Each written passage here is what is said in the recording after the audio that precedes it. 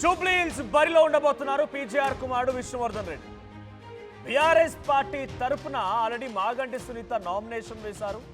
Maganti సునీతకి support చేస్తున్నట్టుగా విష్ణువర్ధన్ రెడ్డి కూడా పలు వేదికలపై నుంచి మాట్లాడడం మనం చూస్తూ ఉన్నాం. కానీ ఇప్పుడు డైరెక్ట్గా విష్ణువర్ధన్ రెడ్డి నామినేషన్ దాఖలు చేయడం పెద్ద ఎత్తున అందరినీ కూడా ఒక్కసారిగా షాక్ గురి చేసింది. ముందస్తు జాగ్రత్తగా విష్ణుతో నామినేషన్ వేయించిందట BRS party. Maganti Sunitha nomination తిరస్కరణకు గురైతే ఇబ్బందులు ఎదురవ్వకుండా బీఆర్ఎస్ ముందస్తుగా చర్యలకు ఉపక్రమించింది. బీఆర్ఎస్ తరఫున 3 సెట్ల నామినేషన్ దాఖలు చేశారు సునీత. అయితే మరోవైపు జూబ్లీహిల్స్లో ప్రచారం కోసం 40 క్యాంపెయినర్లతో లిస్టును కూడా విడుదల చేసింది కాంగ్రెస్ పార్టీ. సో ఇప్పుడు విష్ణువర్ధన్ రెడ్డి కూడా డైరెక్ట్గా నామినేట్ చేయడం అందరికీ కూడా ఒకసారిగా షాక్ గురి చేసింది. అటు విష్ణువర్ధన్ రెడ్డి నామినేషన్ దాఖలు చేయడం, ఇటు మాగంటి సునీత నామినేషన్ దాఖలు చేయడం. అయితే విష్ణువర్ధన్ రెడ్డి ఎందుకు నామినేషన్ దాఖలు చేశాడు? బీఆర్ఎస్ పార్టీలో ఏదైనా అంతర్యుద్ధం జరుగుతోందా?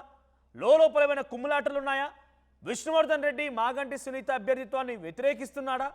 మాగంటి సునీతకి ప్రచారం చేస్తున్న విష్ణువర్ధన్ రెడ్డి మళ్ళీ ఎందుకు ఆయన నామినేషన్ దాఖలు చేయాల్సి వచ్చింది?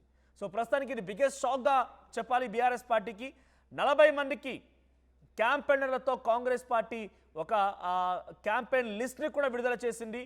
జూబ్లీహిల్స్లో ఇప్పుడు యుద్ధ రంగంలో అన్ని 3 పార్టీలు కూడా సంసిద్ధం చేసుకున్న రణరంగంగా మార్చాయని చెప్పాలి.